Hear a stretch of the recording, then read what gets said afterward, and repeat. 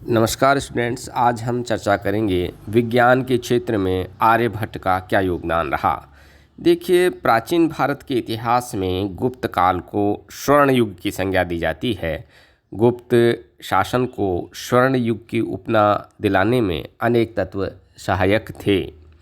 उनमें एक तत्कालीन वैज्ञानिकों द्वारा विज्ञान के विभिन्न क्षेत्रों में दिया गया योगदान भी महत्वपूर्ण था। विज्ञान के क्षेत्र में गणित, रसायन और ज्योतिष ने अपूर्व प्रगति की थी। यह एक समय था जबकि एक ओर बौद्ध धर्म का ह्रास हो रहा था और दूसरी ओर हिंदू धर्म उत्कर्ष की ओर अग्रसर था।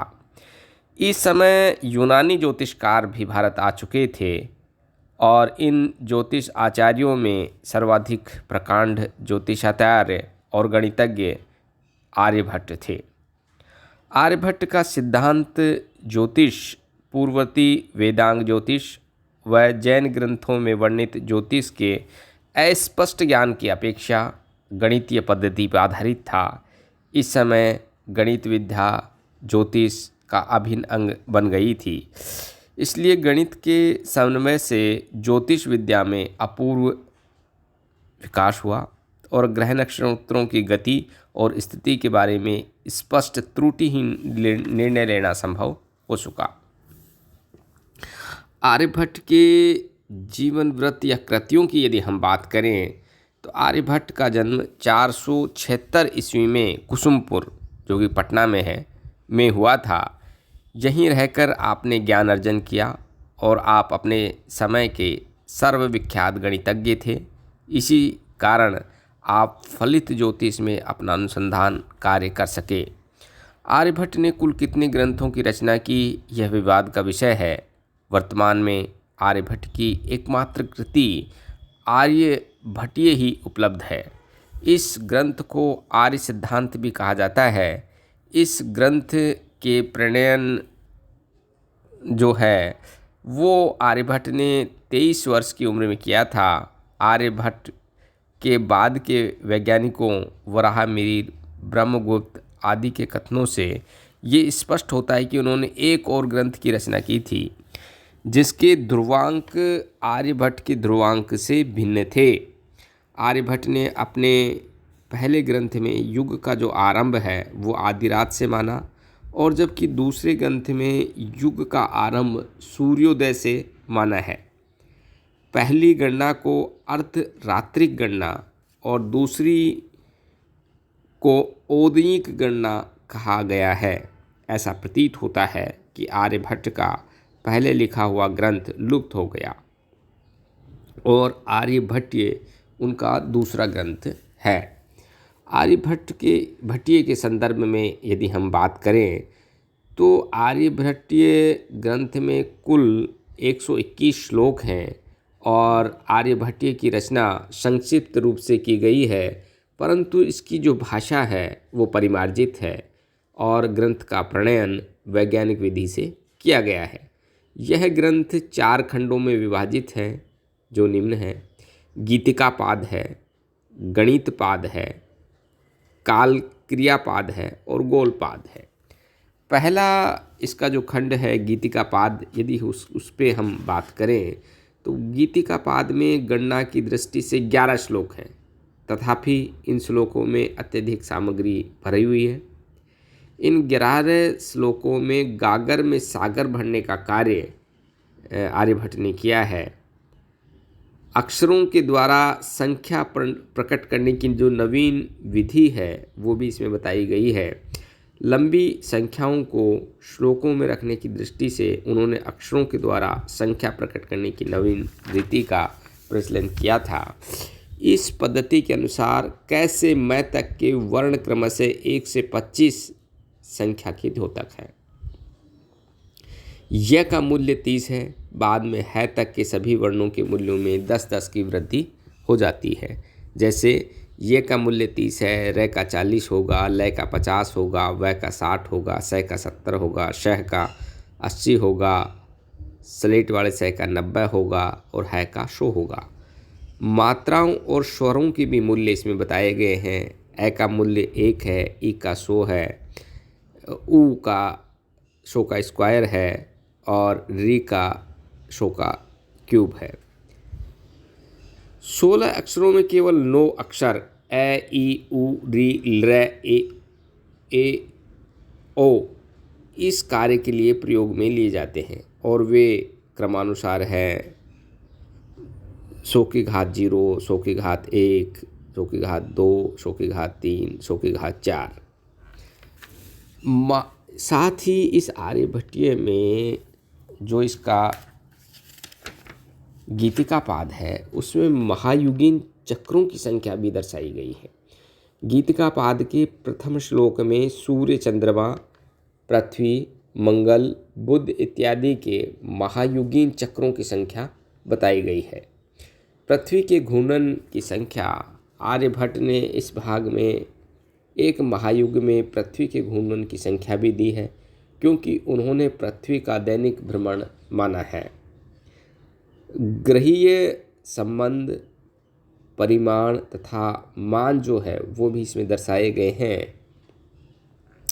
गीतिका पाद के अन्य श्लोकों में राशि, अंश, कला आदि का संबंध, आकाश, कक्षा का विस्तार, पृथ्वी, सूर्य, चंद्रमा आदि के बारे में जानकारी दी गई है। इस प्रकार स्पष्ट है कि आर्यभट्ट ने अपनी नवीन संख्या गणना पद्धति से ज्योतिष और त्रिकोणमिति की अनेक बातें 10 श्लोकों के अंतर्गत समाहित कर दी है। इसके बाद नेक्स्ट है गणित पाद। अगला इसका जो खंड है, आर्यभट्ट के ग्रंथ आर्यभट्टीय का दूसरा भाग गणित पाद है। इसमें 30 श्लोक हैं जिनमें अंकगणित, बीजगणित, रेखागणित के प्रश्न दिए गए हैं।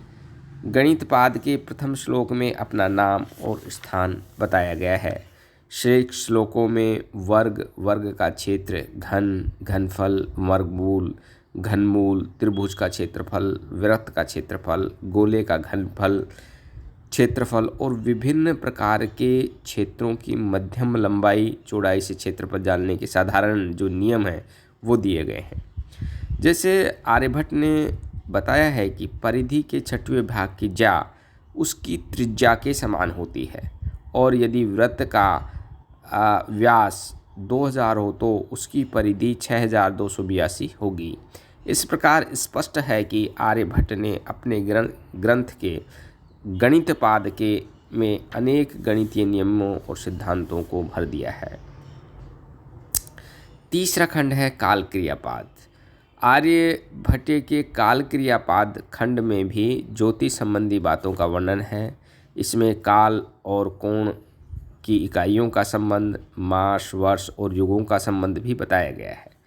इसमें ब्रह्मा के दिन कल्प को 1008 महायुग का माना है, जो गीता, मनुस्मृति और अन्य सिद्धांत ग्रंथों के प्रतिकूल है, क्योंकि वे 1000 महायुगों का एक कल्प मानते हैं। इस ग्रंथ में चैत्र शुक्ला प्रतिपदा में युग, वर्ष, मास और दिवस की गणना का आरंभ बताया गया है। चौथा इसका खंड है गोलपाद। आर्यभट्ट का अंतिम अध्याय गोलपाद है, जिसमें 50 श्लोक हैं। इसका सबसे महत्वपूर्ण श्लोक 9वां है, जिसमें कहा गया है, जैसे चलती हुई नाव पर बैठा मनुष्य किनारे के स्थिर पेड़ों को उल्टी दिशा में चलता हुआ देखता है, वैसे ही लंका में स्थिर तारे पश्चिम की ओर चलते हुए दिखाई पड़ते हैं। इस उदाहरण द्वारा आर्यभट्ट पृथ्वी की दैनिक गति को स्वीकार करते हैं और इस मान्यता वाले एकमात्र ज्योतिषी थे। इस पाद के अन्य श्लोकों में उल्लेख मिलता है जिनमें बताया गया है सूर्य से कितने अंतर पर चंद्रमा, मंगल, बुध आदि दृश्य होते हैं। दूसरी बात है, इसमें इस भाग में सूर्य और चंद्रमा के ग्रहणों की गणना करने की रीति बताई गई है। पृथ्वी, ग्रहों, नक्षत्रों का आधा गोल भाग अपनी ही छाया से अप्रकाशित है और आधा सूर्य के समान सामने होने से प्रकाशित है। आर्यभट्ट का योगदान की बात यदि हम करें तो उपयुक्त सिद्धांतों के आधार पर कहा जा सकता है कि आर्यभट्ट का गणित और ज्योतिष के क्षेत्र में महत्वपूर्ण योगदान रहा। आर्यभट्ट ने अपने ग्रंथ में ज्योतिष सिद्धांत की प्राय सभी बातें, उच्च गणित की कुछ बातें सूत्र के रूप में लिपिबद्ध की हैं। यद्यपि इसमें तिथि, लक्षण आदि की गणना और उनकी स्थितियों के संबंध में कुछ नहीं कहा गया है, तथापि गणित दक्षिण भारत में आर्यभट्ट के आधार पर बने हुए पंचांग वैष्णव धर्म वालों को मान्य होते हैं। दूसरी बात इसमें है कि आर्यभट्ट प्रथम विद्वान थे जिन्होंने प्रतिपादित किया कि पृथ्वी गोल है और वो ध्रुवी पर घूमती है। तीसरी बात हम चर्चा करें, आर्यभट्ट ने सूर्य और चंद्रमा के विषय में पौराणिक धारणाओं का खंडन किया और कहा कि ग्रहण में राहु केतु का कोई स्थान नहीं बल्कि चंद्रमा और पृथ्वी की छाया का फल है। चौथी, आर्यभट्ट ने पृथ्वी की परिधि की अनुमानतः जो माप की है वह आज तक सही मानी गई है। पांचवी, आर्यभट्ट पाई का मान बताया आर्यभट्ट ने। भारत में आर्यभट्ट प्रथम व्यक्ति थे जिन्होंने अपने ज्योतिष सिद्धांत में निश्चित रूप से गणित के अध्याय को समाविष्ट किया। इसमें अंकगणित, बीजगणित, रेखागणित के सूत्रों व सिद्धांतों का प्रतिपादन किया है। इन सब तथ्यों से स्पष्ट है कि आर्यभट्ट प्राचीन भारत के श्रेष्ठ गणितज्ञ और ज्योतिषी थे जिन्होंने इस क्षेत्र में अनेक नवीन सिद्धांत दिए थे। धन्यवाद।